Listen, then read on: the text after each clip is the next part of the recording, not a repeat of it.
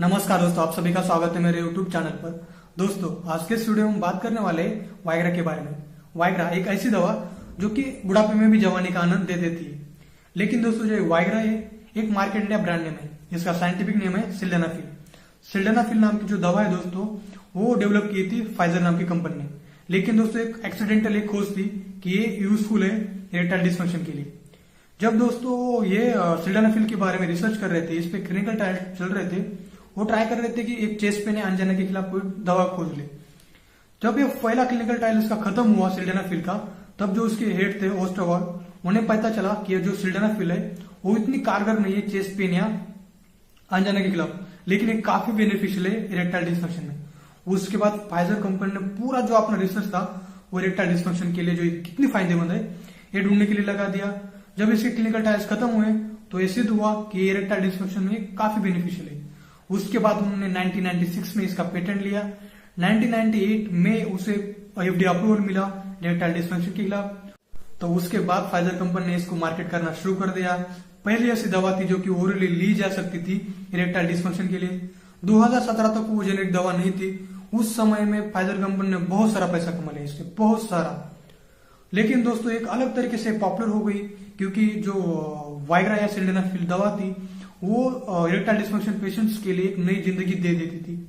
लेकिन दोस्तों, तो ये वाइग्रा या सिल्डेनाफिल है वो कैसे काम करते हैं, इसका बेसिक मैकेनिज्म क्या होता है, तो ये समझने के लिए आपको पहले समझना होगा कि जो हमारा पेनिस या जो हमारा लिंग होता है वो कैसे इरेक्ट होता है। दोस्तों, पेनिस को इरेक्ट होने के लिए उस एरिया का ब्लड फ्लो या ब्लड का अमाउंट इंक्रीज होना जरूरी होता है।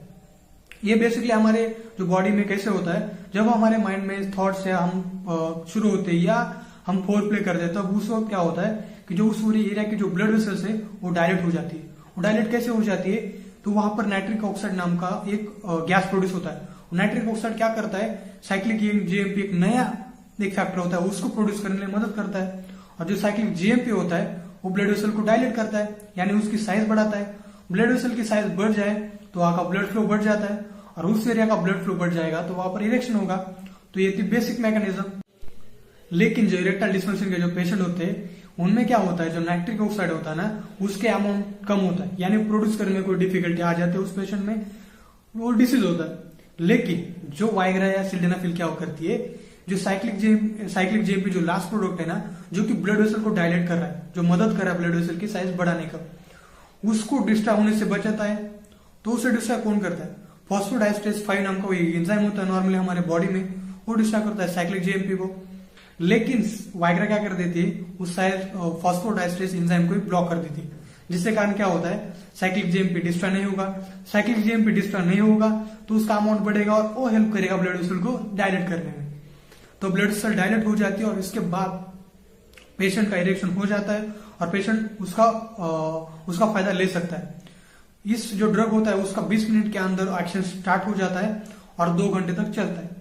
लेकिन उसके लिए इंपॉर्टेंट चीज है कि आपको इसके लिए फोर प्ले या सेक्सुअल थॉट करने बहुत जरूरी होते हैं, यानी जब सेक्स के बारे में सोचना, जो हमें एक प्रोसेस होते हैं वो करना स्टार्ट में बहुत जरूरी होते हैं, तभी इसके एक्शन दिखा पाता है या इसके एक्शन हमें दिखती है।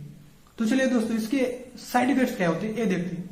इसके साइड इफेक्ट्स कुछ पेशेंट में ऐसे देखा गया है कि सिर में दर्द होता है, या जैसे एसिडिटी में हर्ट बर्न होता है, जैसे जलजल होती है, वो भी देखी गई है। या कुछ पेशेंट में जो हमारे गाल होते हैं उनका कलर रेड होते हुए भी देखा गया है। और रियरली देखने में या सुनने में प्रॉब्लम्स, बहुत रेयर, कम पेशेंट में देखने में या सुनने में के प्रॉब्लम भी देखे गए।